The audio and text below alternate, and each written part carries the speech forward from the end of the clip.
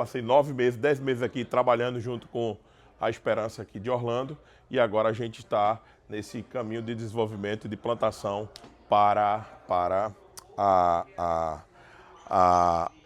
a Igreja do Senhor Jesus. Né? Tem um barulho muito grande aqui. Vou pedir para o pessoal fechar aquela porta ali, por favor, Felipe. Que já está aqui também, está bastante, né? E eu estou perdendo um pouco a concentração. Mas vamos lá. Gente, então esse é um pouquinho da minha apresentação. Eu sou casado há 24 anos. Tem que acertar a data, senão a mulher cobra depois. Né? Vai estar gravado aí. Estou casado com a Kelly, tenho 2 filhas, Maria Vitória e a Sofia. E estou há 1 ano apenas aqui na América com esse trabalho. Eu já vim da igreja em Limeira, São Paulo, de 15 anos, passei lá na igreja. E o sotaque me entrega que eu sou pernambucano, né? Eu sou Cabo de Santo Agostinho. Então, essa é um pouquinho da apresentação minha para que vocês possam saber quem está conversando com vocês. É um privilégio poder estar aqui com vocês nessa tarde. Ok? Então, deixa eu falar um pouco. Vamos combinar da seguinte maneira. Eu vou tentar cobrir o meu assunto de hoje com os slides aqui que eu tenho. E depois você pode já ir anotando aí, guardando as questões, para no final a gente trocar uma boa ideia sobre esse tema. Vamos lá. De onde vem o termo reformado? Tem que vir de algum lugar, concorda comigo? A gente não pode começar apenas querendo definir o que é uma teologia reformada sem saber de onde tudo isso ocorre. Então a gente vai fazer um pouquinho, vai dar um passo atrás para depois a gente avançar com um pouquinho da história, de um breve relato histórico da reforma, não é? O contexto medieval, mais conhecido entre nós como a Idade das Trevas, né? Eu não gosto muito desse nome, porque parece que tudo foi muito tenebroso e nada que foi produzido em 1000 anos teve algum tipo de valia, né? Se fosse assim, a gente não exaltaria as obras, né, de Michelangelo e tantas obras de arte como Van Gogh. Enfim, a gente precisa entender que não só esses pintores mais contemporâneos, mas também influenciados pelo background lá atrás, naquele período também medieval. Então a gente não gosta desse termo de Idade das Trevas, mas era um contexto realmente difícil. A autoridade papal era absoluta. O Papa fazia o que bem entendia. Pode chegar, meus irmãos, sem nenhum problema. O Papa fazia o que bem entendia e ele comandava a igreja de forma não apenas eclesiástica, como também a igreja no seu sentido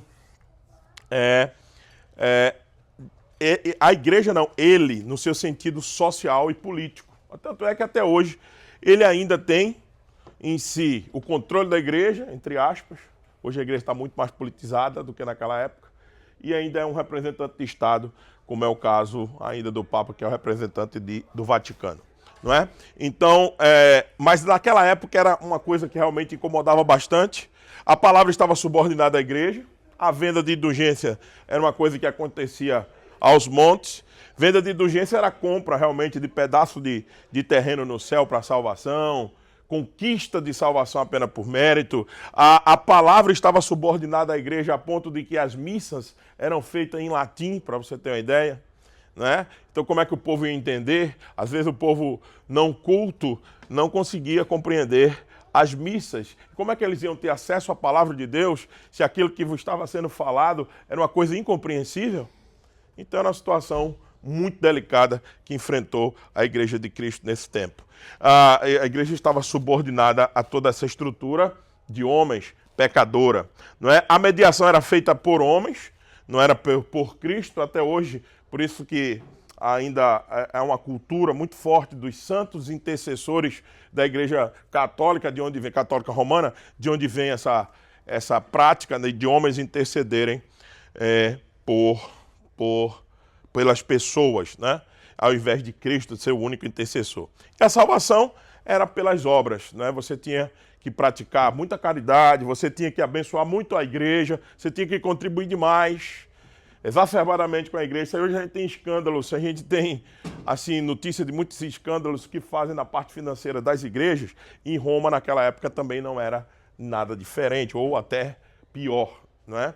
Então, realmente era uma situação bem complicada. E aí, por causa de todo esse contexto, há uma reação que a gente chama uma reação protestante, mas que ficou mais numa reação evangélica da parte de Lutero, que foi considerada uma reação ao papado, a toda a estrutura que estava estabelecida, e isso a gente chama hoje, estudando mais aprofundadamente, a gente chama isso de uma reação evangélica, mais do que propriamente uma reação protestante de fato. Era um protesto, sim, contra Roma, mas era mais uma reação contra todos os abusos de Roma do que uma reforma mais ampla que a gente conhece hoje. E eu vou explicar isso daqui a pouco, tá? Então, a reforma começou, não, na verdade, ela foi deflagrada em 1517 por Martim Lutero, com as 95 teses, mas não esqueça que antes de Martim Lutero, hoje Martim Lutero ficou conhecido entre nós, né? É muito famoso, é o grande reformador. A gente pinta quadro de Lutero, como a gente viu lá, a gente pinta quadro de Calvino, mas ninguém pinta quadro de Wycliffe. Talvez poucos de vocês saibam quem é Wycliffe nessa sala. Poucos de vocês sabem quem é John Hus, certo? Homens que foram mortos antes do sucesso de Lutero. Então, quando a gente tem uma causa, às vezes a gente precisa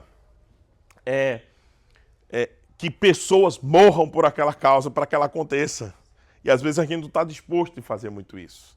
A gente está disposto a dar a vida por algumas causas. Homens deram a vida pela reforma e tanto é que Martim Lutero, depois de tudo isso acontecido, é que pôde realmente... juntou-se dois... Eu sempre falo que esse ambiente de 1517 é um ambiente que se juntou. Uma opressão muito grande da igreja, vinha um movimento renascentista, querendo tomar forma, tomar corpo, se libertar da igreja. A igreja sufocava, a igreja cobrava impostos, influenciava os reis para cobrar impostos abusivos. Ela era muito pesada ao sistema, a igreja era muito pesada ao sistema. Então tudo aquilo estava criando um grande caldeirão a ponto de explodir.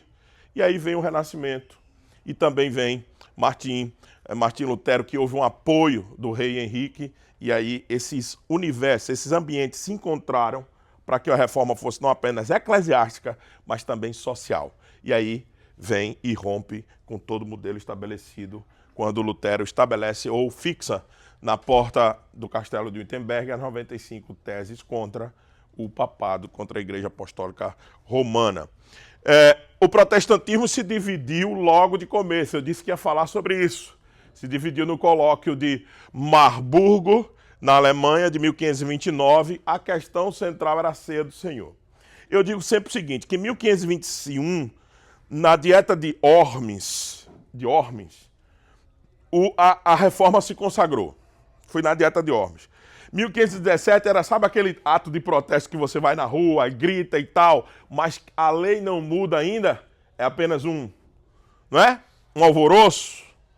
É isso que aconteceu em 1517, foi aquele alvoroço. Todo mundo se despertou, mas quando vai na dieta de Worms é que se formata mais uma reforma mais elaborada e aí se começa de uma forma mais organizada. Mas já em 29, 8 anos depois, já começam as discussões centrais e aí eu queria mostrar para vocês que a gente pensasse um pouco em teologia reformada mais amplamente do que propriamente tudo que vem dessa coisa da reforma pode ser considerado reformado. Veja a primeira coisa que aqui acontece, questão da ceia do Senhor. Veja como a reforma luterana, ela foi uma reforma muito mais...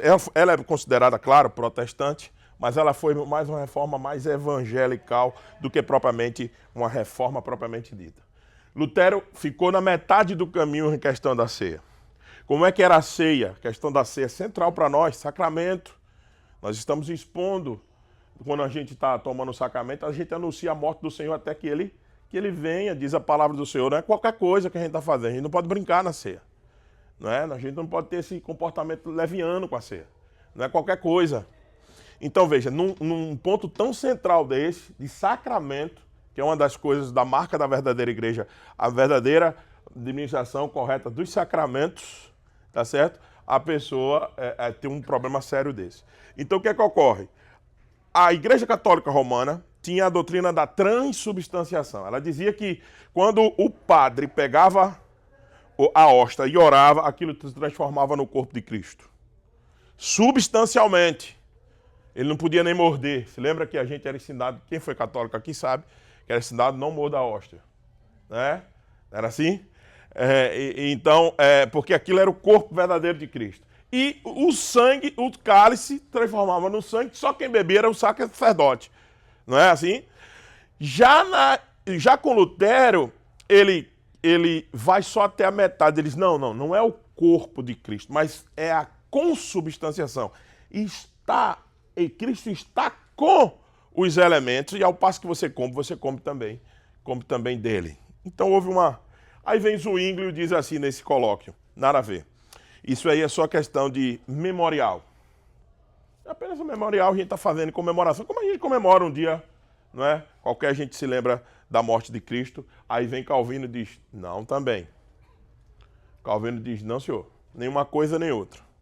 Não é consubstanciação nem transubstanciação, porque quando Cristo diz, esse é o meu corpo e esse é o meu sangue, ele faz isso de forma figurada no texto.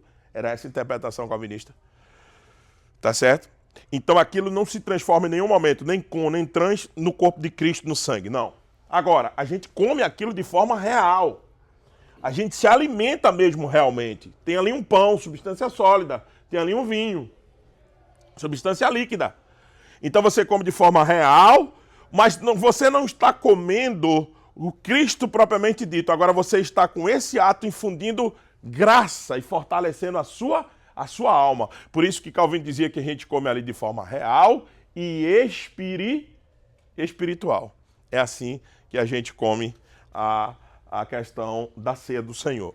Então, daí por diante, a reforma foi ficando bem clara, aquilo que veio só apenas de um movimento contra Roma, ou como uma reforma hermenêutica, uma reforma de entendimento. A reforma foi um movimento hermenêutico complexo, de mudar paradigma em relação à interpretação das Escrituras. Então, a gente tem uma reforma evangélica que acontece, tanto é por isso que hoje a gente vê muitos evangélicos comemorando a reforma protestante. Em certo sentido, uma aspa bem grande aqui, eles têm esse direito, porque se tudo veio dali, em certo sentido. Uma reforma muito evangélica. Agora não, a gente está falando, a gente quer definir aqui como introdução à teologia reformada, que esse é meu ponto de hoje, fazer vocês pensarem fora da caixinha, pensar mais amplamente e de uma forma mais aprofundada. Não apenas de um movimento contra Roma, mas de um modo de vida de ler o Sola Escritura. A maneira de você interpretar completamente as Escrituras e ter as Escrituras em alto padrão, em alto grau dentro da sua vida. É isso que vai formatar mais uma reforma propriamente dita, tá bom? Então vamos caminhar aqui mais um pouquinho. A reforma se expandiu. A gente viu um lado mais reformado com Zwinglio, Bullinger, Calvino e a influência de Genebra. Genebra foi uma prova de que a reforma tinha se aprofundado muito e tinha mudado o padrão de vida das pessoas. Não era apenas um protesto contra Roma, mas a Academia de Genebra, por exemplo, Genebra tinha 5.000 pessoas. Na época que Calvino chegou por lá, foi para 8.000. E a diaconia de Genebra era um negócio extraordinário. Eles tinham hospitais, eles cuidavam de pobre, do necessitado mesmo, um negócio extraordinário, provando que a reforma não veio apenas para derrubar o sistema de Roma, mas veio para fazer uma mudança real a partir das Escrituras. De dentro para fora. Não mais só de fora, de um alvoroço temporário, mas fazendo uma mudança completa. Foi realmente uma reforma hermenêutica na maneira de pensar, não é? Então, múltiplas confissões com a mesma teologia. Aí o produto desse movimento que foi pela Suíça, eclodiu também lá em 1560 na Escócia, uma reforma mais com quinox, mais substanciosa. Então esses eventos foram acontecendo e aí foi se formando realmente um arcabouço mais sólido, uns padrões doutrinários melhores de interpretação das Escrituras, que a gente chama hoje de documentos confessionais, são as confissões. Aí surgiu de vários lados. Surgiu a confissão helvética, surgiu a confissão, o catecismo de Heidelberg, surgiu todos os catecismos, as 3 formas de unidade da igreja, né, da anglicana. Então foram surgindo vários documentos. A nossa confissão da Guanabara. Você sabia que o Brasil tem uma confissão? Pois é. Nossa confissão é de 1555. Os crentes huguenotes enviados por Calvino para o Brasil, chefiados por Villagaion, que jurou a Calvino, prometeu a Calvino fidelidade à coroa, e Calvino os mandou para o Brasil em 1555. E quando chegou lá, no primeiro culto estabelecido pelos huguenotes, crentes franceses calvinistas, primeiro culto de 1555, tem registros, quem conta isso é um cara que escapou da mão de Villagaion, que Villagaion fazia caras e bocas, né? Orava assim e tal, aí depois traiu a coroa francesa, matou meio mundo de crentes huguenotes e colocou 4 cabas dentro de uma masmorra e disse assim: escrevam para lá, dizendo que vocês negam a fé de vocês, senão vocês vão morrer. E deu a eles um papel e uma caneta, e eles escreveram a Confissão de Fé da Guanabara. 12 pontos extraordinários. Por que eles conseguiram fazer isso com papel e uma caneta? Porque eles já tinham ouvido essas confissões lá no país deles. Então, por isso que confissão serve para a gente lembrar toda a estrutura doutrinária das Escrituras. É uma forma de você ajudar a você formatar sua boa teologia. E os caras com papel e uma caneta escreveram a Confissão da Guanabara. Vale a pena você ler, que os caras fizeram com papel e uma caneta, de lembrança que eles tinham de ter decorado os catecismos e as confissões do país que eles tinham vindo. Então, por isso que a gente destaca tanto essa questão da confessionalidade dentro da reforma. Ok, propagação por toda a Europa e aí América do Norte. Esse foi o primeiro movimento. Hoje, os especialistas dizem que o polo mudou. A reforma não está tão mais forte no norte, no hemisfério norte, mas agora está no hemisfério sul. Tanto é que vocês estão aqui, dentro de uma igreja americana, num encontro de fé reformado para brasileiros na Flórida, América. Entende o que é isso? Isso é mudança de polo. Então vocês precisam entender que está havendo uma mudança. A Europa é o que hoje? Pós-cristã. Islamizada. Estados Unidos, deixando o cristianismo a largos passos. Cada vez mais os Estados Unidos declara que não quer ser mais um país cristão. A gente acabou de ouvir o pastor Paulo Washer dar dados dizendo que não se influencia. Paulo Júnior, né? Paulo Washer. É o fã de Paulo Washer. Paul, né? Paul Washer. É o fã, Paulo Júnior é o fã dele. Então, veja, então o pastor Paulo Júnior acabou de nos dar dados que mostram claramente isso. E cada vez mais a América dá passos largos para abandonar o cristianismo como religião estrutural disso daqui. Então, a gente vê que o polo tem modificado, tem muita coisa acontecendo em países latinos, por incrível que pareça, muitas conferências como essa de grande impacto, não é? E na África. A África acontecendo nesse exato momento também mudanças substanciais por causa da influência da teologia reformada. Ok? Então vamos lá. Agora, minha questão maior com vocês, tudo aqui era a introdução, talvez vocês já tenham conhecido, algumas coisas mais, outras coisas menos, mas aquilo ali é a introdução para dizer de onde veio essa questão da reforma. Então a gente podia ter um ponto de partida. Então, mas sabe qual é a grande dificuldade hoje para todos nós? É definir. Se alguém perguntasse para você, não responda agora, não é? Deixe com as suas dúvidas aí para o final, que a gente vai abrir para perguntas e respostas. Mas se alguém perguntasse para você, o que é ser um reformado? Por onde você começaria a responder isso? Como é que você responde isso? Veja, eu quero lhe ajudar a pensar um pouco mais sobre isso. Você ia dizer, não, pastor, são aqueles que levantam as 5 bandeiras do Sola. Será mesmo? Será que isso define bem? Os 5 solas da reforma também são típicos de todo movimento contra Roma. Não exclusivamente o movimento reformado. Eu falei para vocês que tinham viés diferentes. Viés luterano, o luteranismo mostrou-se que queria reformar a Igreja Católica Romana e não necessariamente se distanciar tanto dela assim. Mostrou isso na prática. Certo? Então, e daí uma reforma mais evangélica eclodiu daí. Agora, o outro núcleo duro de reforma propriamente dita não foi o quem pintou as bandeiras de todos dos 5 solas.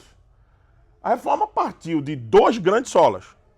Justificação pela fé foi quando Martinho Lutero encontrou o texto de Romanos capítulo 1, verso 17, coloca de lado sola. Isso ali foi o princípio formador do movimento contra Roma, foi a justificação pela fé de Romanos 1, 17.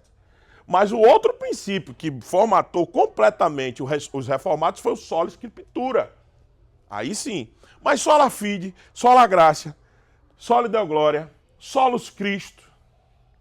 Veja, sola fide, tire daí que eu acabei de dizer que era justificação pela fé. Mas sola gratia, solus Christo e sola deo gloria são coisas de que todo mundo hoje pode dizer que aceita. Quer ver uma coisa? Você pegue qualquer crente evangélico dos nossos dias e diga assim, sola escritura, diz, claro, é lógico, você está doido, palavra de Deus. Você acredita? Sola graça, claro, sem graça não é possível. Sola fide, ele diz, oxe, com certeza. Sola deu glória, claro, meu amigo, ou glória, aí ele dá um glória, aleluia. Né? Claro, com certeza. Tá. Então, se você começa a pensar, se todo mundo declara que isso tudo está certo, qual é a diferença de um reformado para um evangélico? Será que o sola dá condições de fazer isso? Meu amigo, você tem congresso de sola numa igreja neopentecostal, às vezes, eu já vi. E pentecostal, e aí? Isso ajuda a gente a fazer a distinção? Não. Os solas não são elementos exclusivos de uma reforma mais dura. Os solas hoje se tornou evangelical. Todo mundo diz, Cristo, somente Cristo. Claro, ele morreu por mim. Aí quando você vai ver, o cara colocou outra coisa. Aí você diz, pastor, mas é só na teoria. Sim, mas é isso que eu estou dizendo. A definição de um reformado passa por um aspecto teórico. Esse é o meu ponto. Se você se concentrar só nos 5 solas, você não vai chegar numa definição coesa, concreta. Tá? Então, se a doutrina, eu gosto disso aqui, se a doutrina da justificação pela fé somente foi princípio material da reforma, o princípio de sola escritura, escritura somente, foi o princípio formal de Alistair McGrath. Eu gosto muito dessa frase. É aqui, para mim, que mora a divisão. Você dizer que é salvo pela fé, justificado pela fé, os evangélicos dizem, eles não praticam somente pela fé, mas eles dizem que são salvos pela fé. Porque o problema é o somente pela fé. Eles sempre acham que tem que fazer uma obrazinha, né? Guardar um dia, né? Mais do que outro. Então, mas para mim, o fator determinante que você começa a encontrar uma definição do que é ser reformado é quando você tem alguém que tem por estima, por desejo, enxergar o mundo ao seu redor pela lente das Escrituras. Ele usa o óculos das Escrituras para tudo. Para a questão social, para a questão eclesiástica, para a questão de vida, para a questão de adoração ao Senhor, para a questão política, para a questão econômica. Ele coloca o óculos das Escrituras e vê tudo que está ao seu redor, desde a criação até a redenção. Ele vê tudo pelo solo da Escritura. Para mim é um caminho que a gente tem a seguir. Veja, por isso que para a reforma, o autoexame das Escrituras era um dos pilares de sustentação da teologia reformada. É o núcleo duro de sustentação, é realmente as Escrituras.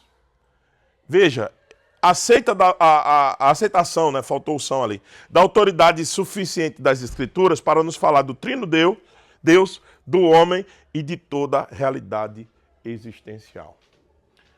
É colocar o óculos das Escrituras e ver tudo. E é por isso que hoje a gente, graças a Deus, tem aí aos montes várias versões da palavra do Senhor disponível em nossas mãos.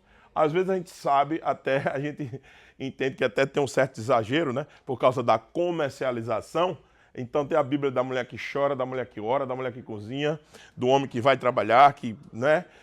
Do homem que, né? Do homem branco, do homem negro. Então tem Bíblia de tudo. A gente sabe que é uma questão mercadológica. Mas o bom, o que a gente tem que exaltar é que a Bíblia está nas nossas mãos. Livre para que você examine. Livre para que você se deleite com o seu Deus e formate sua visão de mundo e de ação nesse mundo. Então, para mim, aí a gente começa a encontrar um caminho de definição do que é ser reformado. Então vamos para a prática. O que é que isso significa de fato? O que ser reformado significa? Você não define isto por denominações. Ah, porque é da igreja presbiteriana é um reformado. Ah, porque é da igreja batista lá de São José dos Campos, turma de São Paulo ali, que faz um bom trabalho, porque está ligado ao Ministério Fiel, aí é um reformado. Você não faz isso por denominações. Você não define o que é ser reformado por denominações. Isso porque existem muitos crentes, por exemplo, os presbiterianos, que são, em sua essência, muitas vezes, avarentos, que não acreditam na palavra de Deus, são liberais, não acreditam na palavra de Deus como palavra de Deus. Eles são neo-ortodoxos. Eles dizem que a palavra de Deus contém apenas a palavra de Deus e não é necessariamente a palavra de Deus. Então, dentro da igreja presbiteriana tem isso. Então, quem disse que alguém que pertence à igreja presbiteriana, de fato, é alguém que se encontrou com o arcabouço de uma teologia reformada mais sólida? Entende? Então, denominação não serve para você definir quem é reformado. Outra coisa, por preferência litúrgica. Alguém gosta de que só cante salmos no culto. E outro diz, não, a gente pode ter uma música, desde que ela seja bíblica. Aí, não, quem canta só salmos é o reformado. Quem canta algum outro tipo de música que não seja os salmos, não é. Isso é preferência sua. O que as Escrituras dizem a respeito do cântico? Enchei-vos do Espírito, diz Efésios capítulo 5, verso 15, não viveis como nécios, sim como sábios. Não viveis como asofói, partícula contrária à sabedoria, de sofói. Não viveis como quem não tem sabedoria, nécios, asofói. Vivei como sofóis, os sábios, de sofia, de sabedoria. E como eu vivo os sábios, ele reme o tempo, verso 16, capítulo 5 de Efésios. Eles compreendem qual é a boa vontade de Deus, qual é a vontade do Senhor, verso 17. Eles se enchem, não se enchem com vinho, mas se enchem do Espírito, verso 18. E como é que eles se enchem do Espírito Santo de Deus? Cantando entre vós com salmos, hinos e cânticos espirituais. Se eu posso fazer isso para me encher do Espírito, por que eu não posso fazer isso no culto? Não, porque eu prefiro só salmos e hinos. É a sua preferência. Não quer dizer que você é mais reformado do que os outros. Preferências litúrgicas não definem o que é ser um reformado. Entende? É bem maior do que isso. Social, engajamento social e político. Ah, não, se não estiver envolvido com política, com as questões sociais da nossa não é um cara que tem uma mente elevada, não pode ser um reformado. De jeito nenhum. O cara tem que ter engajado na política. O cara tem que estar trabalhando com as questões sociais que o mundo impere, que ele quer isso. Ele não é só da terra e luz do mundo.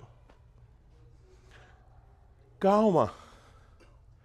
O nosso engajamento social e político, as escrituras, olha a escritura de novo, pegando óculos e olhando. As escrituras dizem que para determinadas coisas, os homens receberam dons da parte de Deus.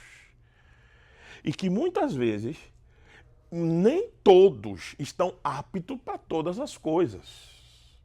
Inclusive discutir sobre questões ou entrar numa carreira política. Então a gente olha para as escrituras nos diz abertamente que é preciso ter dons para servir em determinadas áreas. E aí a gente, por isso, que isso também não serve para você definir o que é um reformado. Se você tem engajamento mais político, sociológico ou não. E a última coisa, quem é mais conservador ou menos conservador. Se não for conservador, não é reformado. Se não for conservador, pastor, não é reformado. Calma lá. Eu até posso entender que muitas das coisas que o conservadorismo defende estão alinhadas com a defesa da palavra de Deus. Ok. Mas não esqueça que o conservadorismo, nós vimos isso na primeira palestra do pastor Samuel, na abertura da conferência. O conservadorismo também não é a solução de todos os nossos males. Pelo contrário, em muitos lugares, ele se demonstrou deteriorado por causa da corrupção do homem. Então, quem disse que meu critério para definir o que é reformado é ser um conservador? Entende? Então, e reformado, eu queria que você pensasse ainda ampliando, que é mais do que Calvino. Calvino não detém somente em si todos os conceitos da reforma. Cadê os sermões de Bullinger? Você leu as notas de Martin Bucer? Você sabe, por exemplo, dos grandes escritos de Philip Melanchthon sobre educação. Entende? Então nós somos de uma tradição muito mais ampla do que Abraham Kuyper agora, né? Kuyper agora, não é já de 1900 para cá, e isso que já é o neocalvinista, mas é muito mais amplo do que Calvino, é muito mais amplo do que predestinação, é muito mais amplo do que os 5 pontos, 5 pontos de Dort, ou 5 pontos do calvinismo reformado, da soteriologia reformada.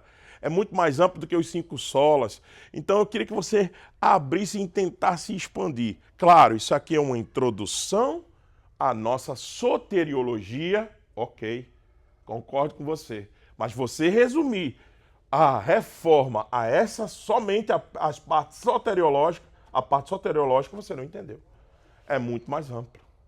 É uma visão muito maior do que apenas aqui. Muita gente começa por aqui. Muita gente começa a mudar a perspectiva da relação de Deus com o homem por aqui. Eu entendo isso. Muita gente ajudou a que hoje jovens tenham interesse por entender melhor o que é uma teologia reformada através de 5 pontos do calvinismo. Eu entendo isso. Eu acho isso muito bom. Mas eu queria, como eu estou definindo o que é teologia reformada, eu não posso ficar apenas restrito a isso aqui. E esse é o meu trabalho de tentar expandir isso com você, tá? A soberania, por exemplo, eu gosto dessas 2 definições, já partindo para definir mesmo o que é um reformado. A soberania de Deus é o âmago do calvinismo doutrinário. Disse isso B.B. Arfield disse que a soberania, obrigado, Cauê, a soberania de Deus é o âmago do calvinismo doutrinário. Joel Bick afirma que ser reformado significa ser teocêntrico na natureza, teocêntrico na história, teocêntrico na graça. Isso significa que nós temos a centralidade de Deus como criador de todas as coisas, nós temos a centralidade de Deus como cuidador e controlador de todas as coisas, não apenas criou, ele sustenta, governa e lidera todas as coisas. E a gente tem, com certeza, a graça, e tendo um Deus como um centro dessa graça que ele distribui e ele mesmo opera essa salvação dessa criatura ou dessa criação que caiu em queda. Então, para Joel Bick, afirmar o que é ser um reformado significa ser teocêntrico em todas essas áreas. E eu, humildemente, vou chegando para tentar dizer isso para vocês. Reformado, para mim, é fazer parte de uma ampla tradição representada em suas confissões. Precisamos dessas confissões para mantermos a unidade da igreja e evitar os desvios doutrinários. Então, reformado é ter o sola escritura sustentado pela confessionalidade. Veja, olha como é que eu estou construindo isso. Acabei a palestra, a primeira palestra ali, teve alguém que me abordou que ele não tinha visto essa primeira parte. Ele perguntou como é que a gente lidar com a questão de reforma e com algumas confissões que não foram tão reformadas assim, pastor. Sobretudo, por exemplo, a luterana que o senhor citou. Veja como é que eu trabalho com isso. É o sola escritura, somente a escritura para guiar a nossa vida. E a confessionalidade, sustentando a confessionalidade. Não é a confessionalidade sustentando só a Escritura. É o sola Escritura moldando as confissões. E as confissões servindo para a gente como guarda-reio. Já viu o que é guarda-reio? Sabe o que é guarda-reio? Ali na beira das estradas. Para que você não descambe nem para um lado e nem para o outro. Né? Quando você perder o controle do carro, você pode bater no guarda-reio. Aquilo vai fazer você perder a viagem, é verdade. Mas você talvez vai ser salvo e não vai perder a vida. Porque você poderia cair ribanceira abaixo.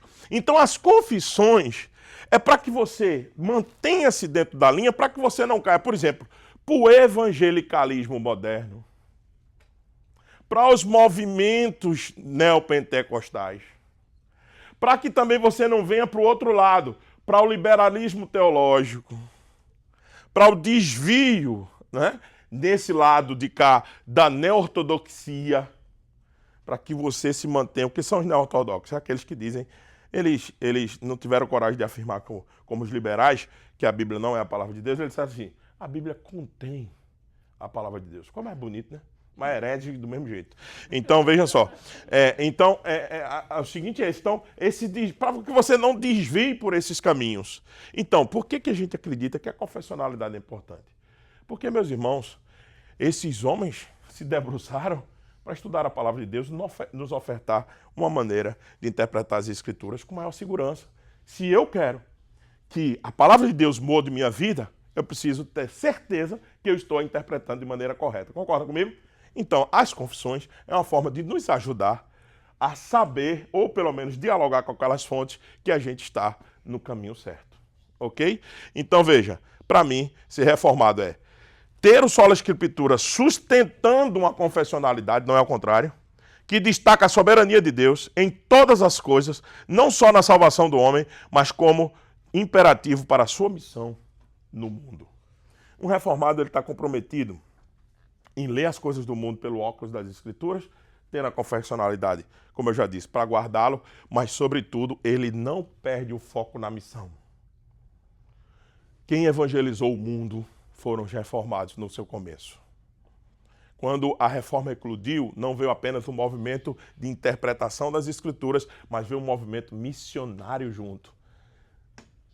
Por que eu acabei de falar da Confissão da Guanabara, que matou, naquela época, morreram huguenotes lá no Brasil? O que esses homens estavam fazendo lá enviados por Calvino?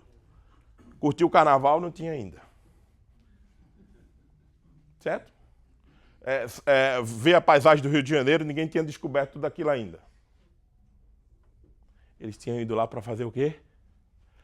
Levar a nova fé do velho mundo para o novo que estava sendo conquistado. Calvino enviou-los como missionários. Então essa coisa de dizer que reformado que é reformado, nunca perdeu a visão de evangelização, de missões. Ele está comprometido com missões. Ele está comprometido com ser uma igreja missional, intencional. Por quê? Porque ele diz que Deus salva. Ele declara que Deus salva e Deus tem os seus eleitos, ok? E que esses eleitos só serão alcançados pela pregação do Evangelho, ok? Então, como pregarão se não forem enviados?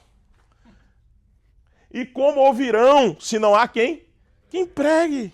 Então, logo, é lógica na cabeça de um reformado que ele precisa evangelizar. Ele precisa se envolver com missões, porque Deus vai alcançar os seus eleitos quando ele pregar a palavra. Entende? Então é muito mais amplo. Aí eu vejo hoje dizer, não, os presbiterianos não evangelizam ninguém. Os batistas, meu Deus, pararam de... Eles eram pujantes das missões, agora pararam de falar de missões. Isso é um contrassenso. Um contrassenso. É você perder de vista o todo do que é ser um reformado. Então, de onde o senhor tirou tudo isso, pastor? O senhor não citou um texto bíblico, o senhor está danado. Não, citei. Mentira, já citei bastante, né? Mas o senhor não citou nem nada. Olha aí, olha uma reforma que aconteceu, guiada por quem? Pelas Escrituras, para ajudar a gente a definir o que é ser reformado de fato. Rei Josias, contexto do rei Josias, 2 Reis capítulo 2, 2 Reis capítulo 22, verso 11 ao 13, diz assim: Tendo o rei ouvido as palavras do livro da lei, rasgou as vestes. Ordenou o rei Ilquias, o sacerdote, a Aicã. Quem tiver problema com o nome de botar em filhos, está aí a lista.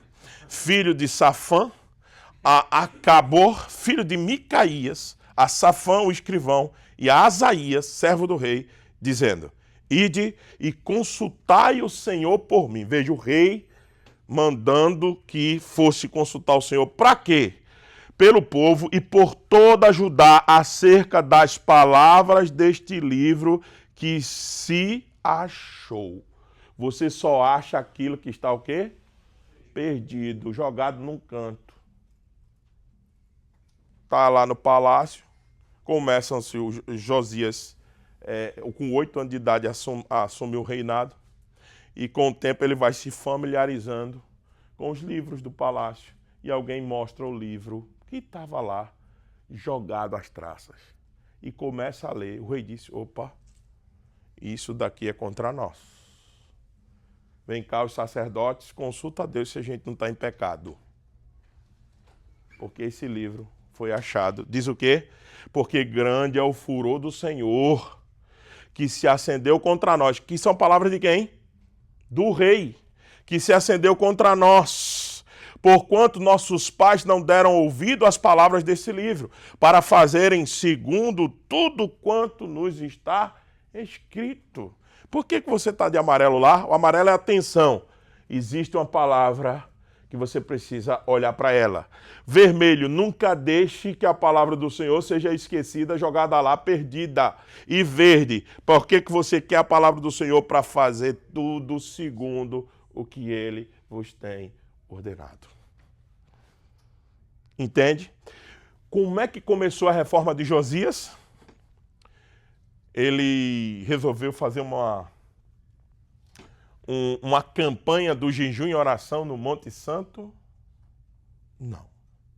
Ele resolveu ter algumas práticas religiosas para poder devolver o fervor? Não.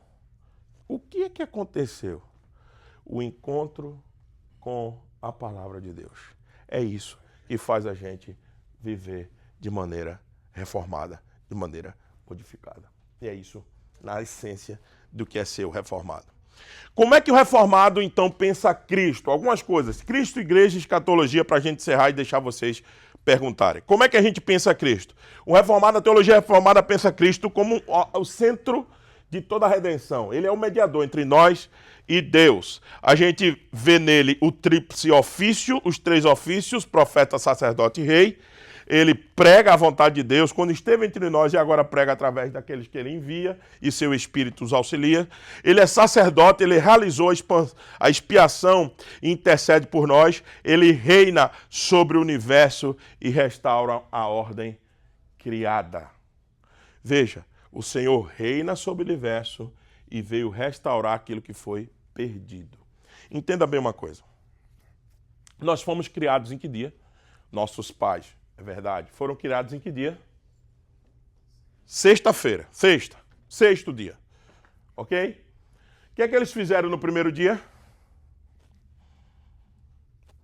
Descansaram com o Senhor. Ok? Não houve obra no 7º dia. Deus colocou eles para ficar com quem? Com o Senhor. Descansar com Ele. Ok? Muito bem. A queda veio e logo a lei disse no seu 4º mandamento que nós tínhamos que trabalhar já. Menino, vocês estão encurtando meu... Valeu. Estão encurtando meu tempo demais aqui hoje, rapaz. Eu não penso que estou começando. Olha só. Então, bem rápido aqui, só para deixar vocês então fazerem as perguntas. Quando Cristo vem, a lei no 4º mandamento diz que nós temos que trabalhar 6 dias e descansar o 7º. Não é isso? Depois, vem o Senhor Jesus e morre em que dia? No 6º. E ressuscita no 1º dia da semana. Propositadamente, depois de Cristo, agora a gente recebeu o descanso no 1º dia para trabalhar os demais.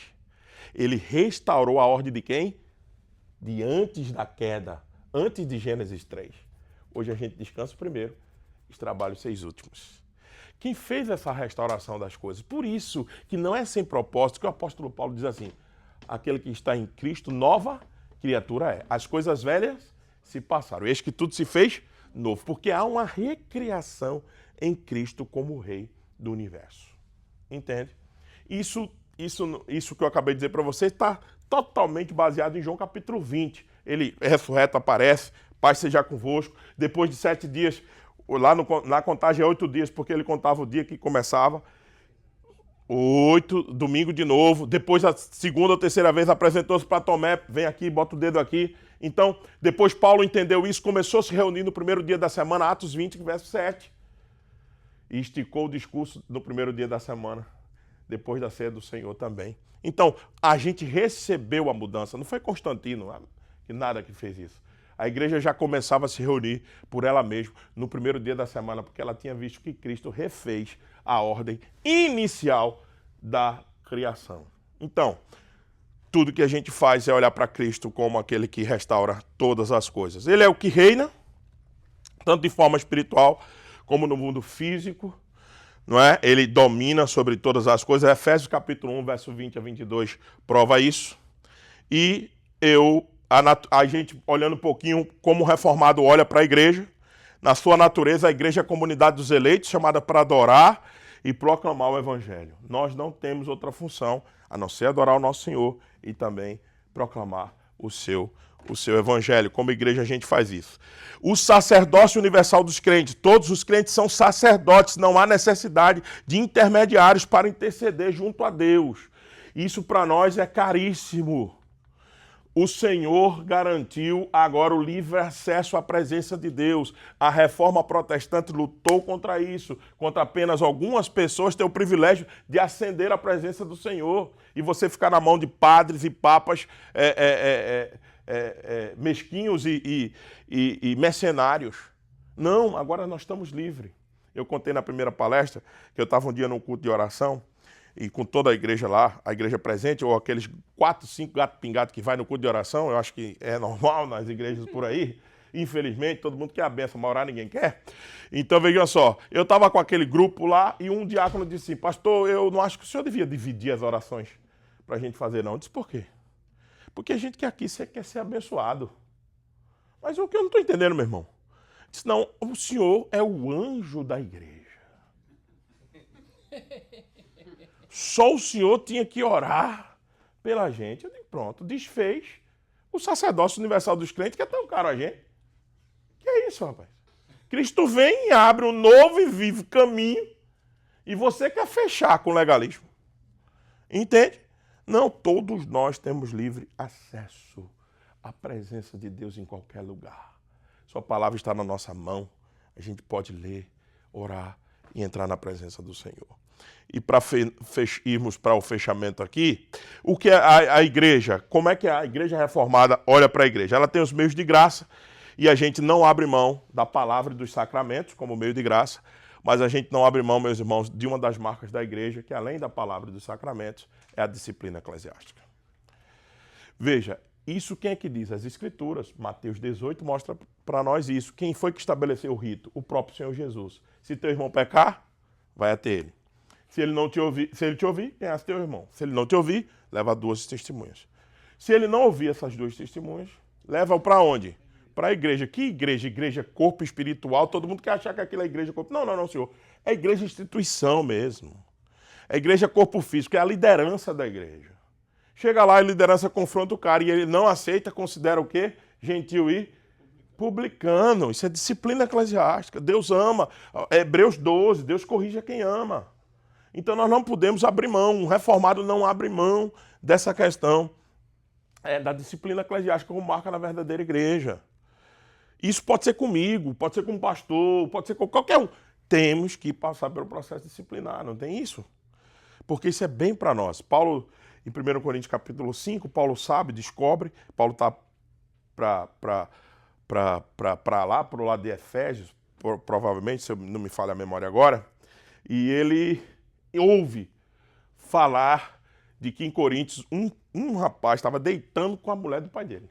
Não era a mãe dele, lógico, entenda. Era uma mulher que o pai tinha arrumado e ele estava deitando dentro da casa do pai com a mulher do pai dele. Paulo disse, um tamanho infâmia dessa, nem no meio de ímpio se nomeia, e vocês estão aí, já que estão ansiando isso, disciplina, bota para fora, e para ver se ele é restaurado no último dia. E aí Paulo dá a nota final. Ou não sabeis que um pouco de fermento leveda toda a massa. Quando nós deixarmos de disciplinar alguém para não perder 1 ou 5, nós vamos perder todos. Então, disciplina eclesiástica, a gente olha para isso como uma coisa importante.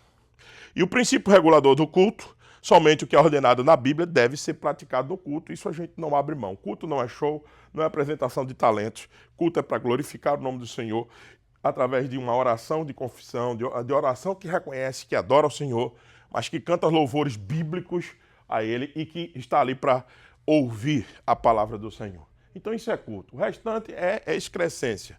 Ninguém está ali para ver show, não. Se vai fazer show, faz fora do culto. Não é? Se vai ter apresentações, faça fora do culto. Então, mas no culto ao Senhor, por quê? Porque as Escrituras determinam isso. Êxodo capítulo 25, o Senhor mandou trazer 12 pedras e colocar diante dele. E essas pedras não poderiam ser polidas. Por que 12, pastor? Porque representava todo o povo de Deus. E por que não podia ser polida? Porque o homem não bota a mão naquilo que é de Deus. No culto é Deus quem manda. Você não, mas eu tenho preferência que o culto fosse assim, a luz mais assado, ou não sei o quê, uma música... Não. Simplicidade. Um dos princípios mais básicos do culto é a simplicidade de você adorar o Senhor em espírito e em verdade. Então é assim que o reformado vê também a igreja. E por fim, como é que ele vê a escatologia? Para a gente fechar, Tito, capítulo 3, verso 7. A fim de que, justificados por graça, esse termo justificação pela graça, é um termo reformado, que a gente diz que a justificação é pela fé somente. A graça, Efésios capítulo 2 diz, pela graça sois salvos. Isso tem tudo a ver com a gente. Veja, justificados por graça, nos tornemos seus herdeiros, segundo a esperança da vida eterna. A fé reformada por causa da justificação pela fé dá a certeza de que o cristão é herdeiro da vida eterna, o que o capacita a viver com esperança mediante os sofrimentos, mesmo diante, dos sofrimentos deste mundo. A nossa escatologia reformada é muito simples. A gente tem algumas teorias que são colocadas, mas que a gente não transforma isso em cavalo de batalha, porque a gente sabe que todas essas teorias têm gaps, têm falhas. Por que não consegue fazer o anel e atacar? Porque Deus não quis revelar tudo que aconteceria nos últimos dias. Muito simples assim, simplesmente por isso. Por isso que tem gaps. Eu tenho, por exemplo, se for para perguntar minha linha escatológica, eu sou uma milenista, mas já começa errado do nome. A é uma partícula adversativa contra milênio. A gente está dizendo que a gente não acredita no milênio? Não, a gente acredita. Mas que o milênio já começou, ou seja, já é confuso por nomenclatura. Pré-tribulacionista, pós-tribulacionista. É confuso só pela nomenclatura, para você entender que essas coisas como elas são. Mas qual é o âmago da escatologia reformada? A esperança do retorno de Cristo. Apocalipse foi escrito não para você entender se 66666 é literal, ou se é a besta que sai do mar, que se encontra com a besta da terra, se é um chifre. Ei, Apocalipse, não esqueça, aquilo são visões. E o único propósito de Apocalipse está ali dizendo, tá vendo tudo isso aqui? O Cordeiro abriu os 7 selos. A trombeta vai ser tocada e ele virá e buscará a sua igreja. Isso é o âmago da escatologia reformada, da esperança para nós, ok? Então, para fechar, valorize as escrituras, meus irmãos. Por favor, leia, estude, medite, ore a palavra. Ore. Viva as escrituras. Ela é o único padrão que pode aperfeiçoar e modificar o nosso caráter. Segundo, reconheça que você depende de Deus para ser melhor e melhorar a dinâmica que está à sua volta. Ou seja, reformado, mas sempre reformando. Esse é o nosso lema. Não é mudando, é porque assim, tem gente que é reformado assim, mudando e sempre mudando. Não. A base não muda. A base é a escritura. Mas as Escrituras fazem com que eu mude minha maneira de ver o mundo e me comportar para me moldar ao caráter de Cristo, do meu Salvador. Entende? Então, e por fim, viva e pregue o Evangelho para alcançar os eleitos, para trazer esperança às nações.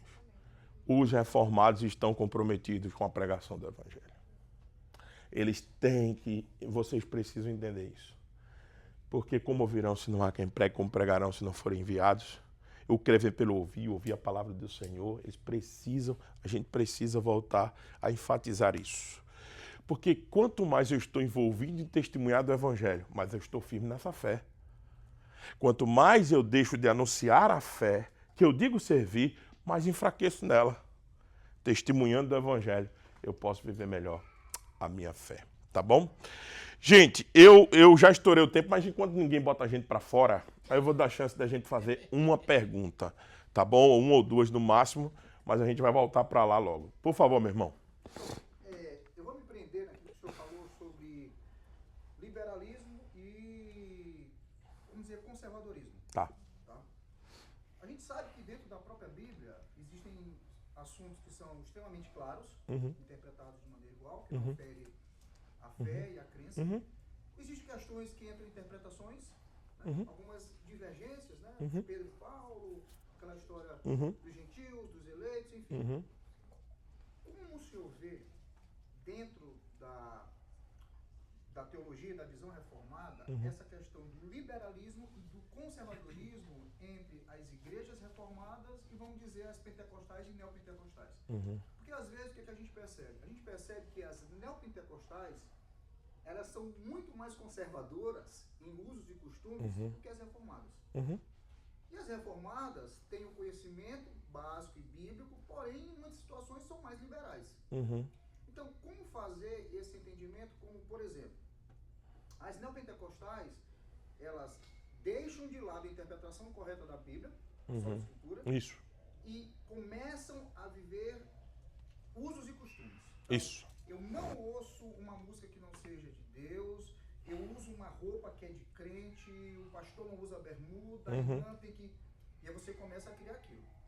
Em contrapartida, vamos dizer que, mesmo não tendo a interpretação de maneira correta da palavra, aquilo de certa forma pode trazer a eles uma santidade, vamos botar aqui entre aspas. Um cara que foge dos costumes e de certa forma foge um pouco da Bíblia.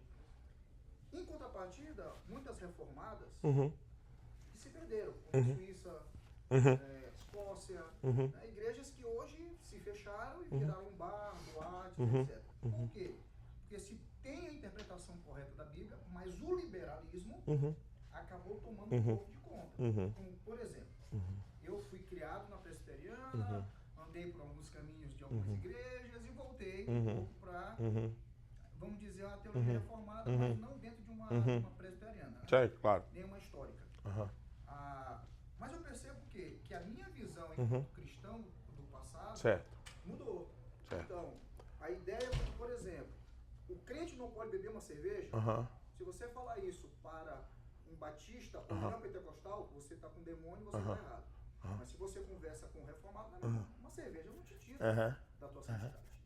Porém, esse liberalismo, ao longo desses dias que vivemos, ele corre um risco, mesmo tendo conhecimento da questão da igreja. E para fechar com um exemplo bem certo, pessoas próximas de mim, que eram de uma pentecostal ou neopentecostal e uma igreja cristã, se tornaram reformados.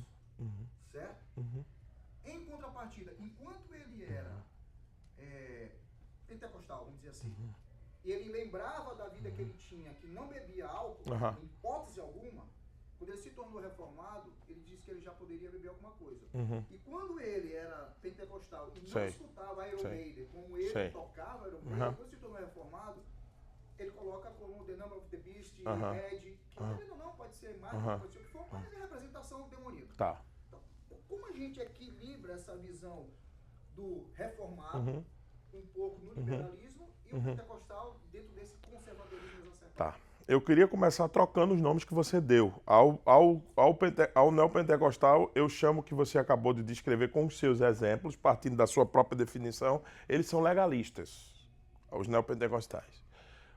Que você usou neopentecostal, eu ficaria só no pentecostal, para a gente não avançar tanto, porque o neopentecostal ele tem outro problema, teologia da prosperidade e outra série de coisas. Mas ficaria no pentecostal mais avançado, que está bem próximo lá. E o outro lado eu chamava de libertinagem, você chamou de liberalismo, eu chamo de libertinagem. É dois pecados.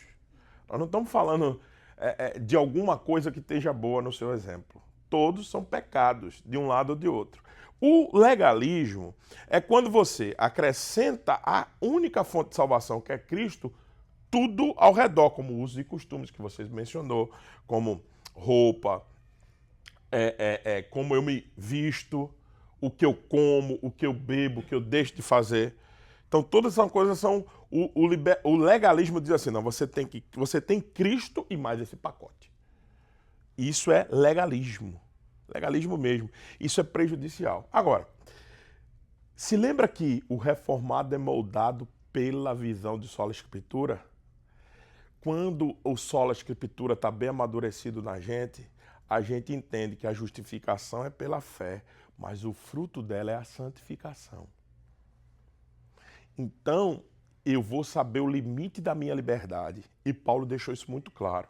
Não é comer uma carne que veio do mercado que vai te contaminar, mas às vezes você fazer na frente de um irmão por causa da consciência dele. Então, qual é o problema de eu deixar de comer na frente do meu irmão porque ele ainda é fraco? Depois eu posso trabalhar isso com ele e melhorá-lo. Então, esse é um processo de santificação. Como é teu nome? Desculpa, meu irmão. Tarso. Então, Tarso, assim, é um processo de santificação que vai amadurecendo a forma como a gente encara as coisas da vida e como a gente vive, para a gente não cair nem no legalismo e nem na libertinagem. Eu concordo com você em uma coisa. O pêndulo, às vezes, do círculo chamado reformado é muito frouxo. Os padrões, às vezes, é bem elástico. Isso eu concordo com você.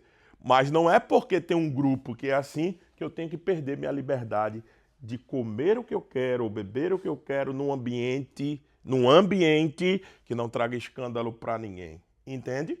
Então isso é maturidade. Isso é nem lá, o pêndulo nem tem que estar lá, nem tem que estar cá, tem que estar no meio. E firmado na palavra do Senhor. Então eu não posso dizer como é que a gente... a sua pergunta é muito legal, porque como é que a gente faz para conciliar isso? Rejeitando tanto um lado quanto o outro. A Bíblia nos chama para o equilíbrio e a vida de santidade focada na palavra. Então eu não posso ter um legalismo que vai dizer assim, você até usou, traz até uma certa santidade, mas não traz porque é errado, entende? É um pacote de legalidade para você juntar com Cristo.